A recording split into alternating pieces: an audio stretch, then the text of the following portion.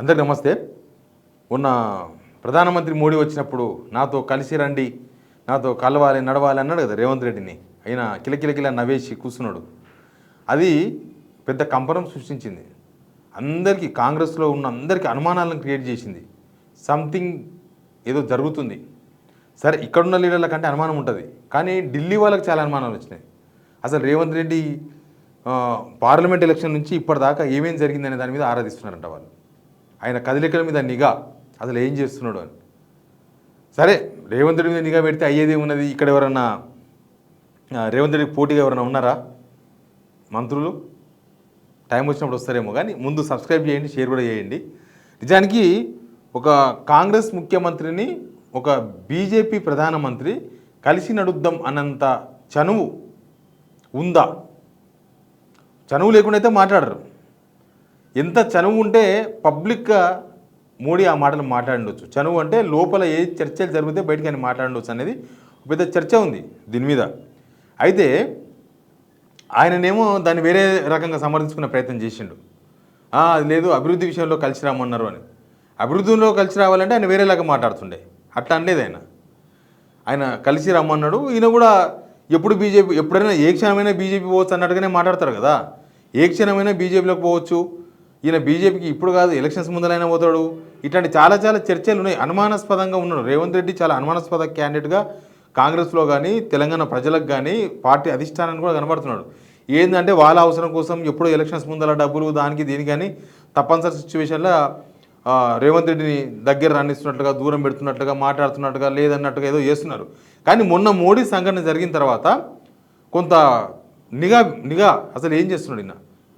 Parliament ఎలక్షన్స్లోనే 8 మంది BJP ఎంపీలు గెలవడం ఎట్లా గెలిచిరు అసలు తెలంగాణలో అంటే దాని మీద అప్పట్లోనే ఒక పెద్ద త్రిసభ్య కమిటీ వేస్తే వాళ్ళు వచ్చి ఎంక్వైరీ చేసి ఇదంతా కూడా కుమ్మక్కు వ్యవహారమే, కావాలని వీకెస్ట్ క్యాండిడేట్లను పెట్టిండ్రు, కావాలని బీజేపీ గెలిచేందుకు అన్ని ఏర్పాట్లు చేసిండ్రు వీళ్ళు. కాబట్టి ఎందుకంటే ఎలక్షన్ జరిగి అప్పటికి 5 నెలలే అయింది కదా, జనరల్ ఎలక్షన్, అసెంబ్లీ ఎలక్షన్.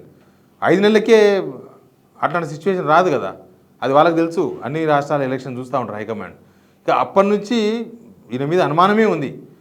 ఎందుకు ఏదో చేస్తున్నాడు ఈయన, ఢిల్లీకి వచ్చినప్పుడల్లా కేంద్ర మంత్రులను కలుస్తున్నాడు. ఇప్పుడు అవన్నీ ఆరాధిస్తున్నారు. కేంద్ర మంత్రులను ఎవరెవరిని కలిసిండు, ప్రధానమంత్రి ఎన్నిసార్లు కలిసిండు, అమిత్ షాని ఎన్నిసార్లు కలిసిండు, అసలు ఈయన వాలకం ఏంది.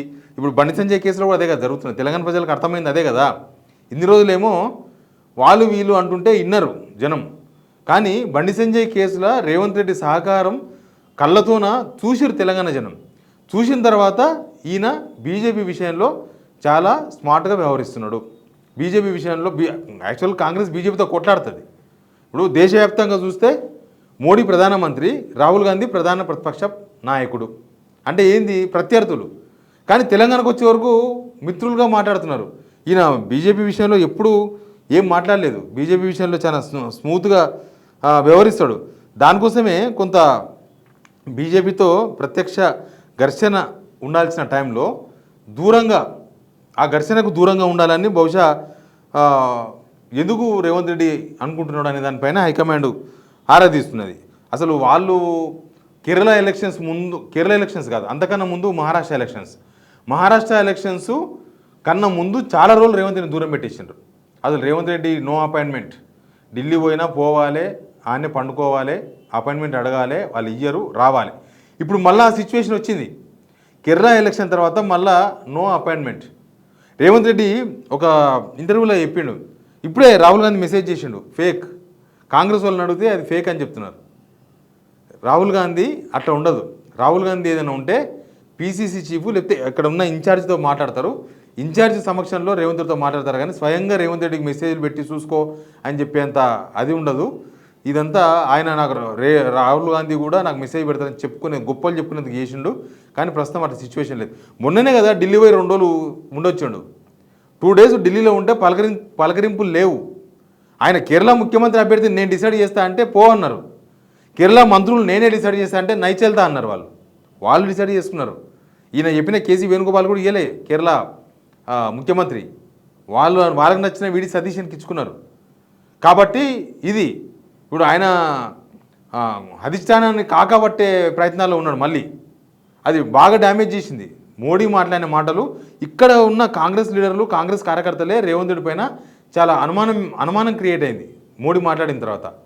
అంటే ఏమీ లేదే మాట్లాడిండా, ఏందో ఈయన హస్తం లేకుండా ఫ్యూచర్ ప్లాన్ లేకుండానే మోడీ మాట్లాడిండా అంత మాట. ఎందుకు అంతకుముందు బీజేపీ ప్రధానులు రాలేదా? అంతకుముందు కేసీఆర్ ముఖ్యమంత్రి ఉన్నప్పుడు మోడీ రాలేదా? ఎప్పుడన్నా అన్నాడా కేసీఆర్ను? ప్రాంతీయ పార్టీ కదా, నువ్వు నా ఎంబడి నడువు అన్నాడు ఎప్పుడన్నా? అనలేదు. ఎందుకు ఆయన స్టాలిన్ మొన్నటిదాకా స్టాలిన్ ముఖ్యమంత్రి ఉన్నప్పుడు పోలేదా?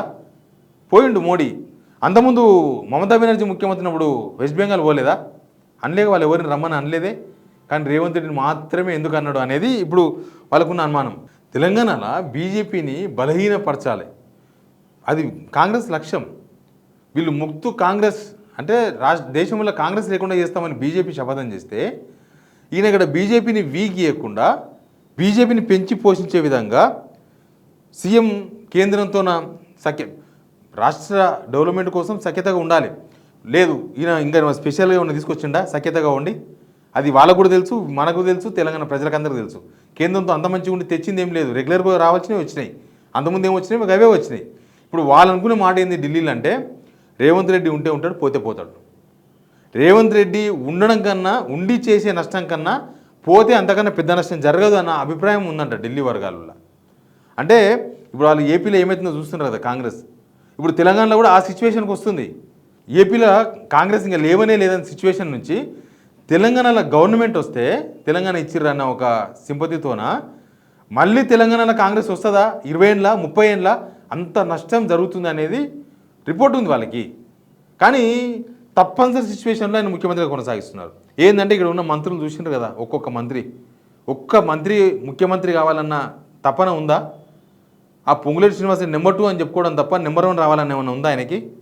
లేకపోతే ఉత్తమ్ కుమార్ రెడ్డి ఏమన్నా ఛాన్సెస్ ఉన్నాయా?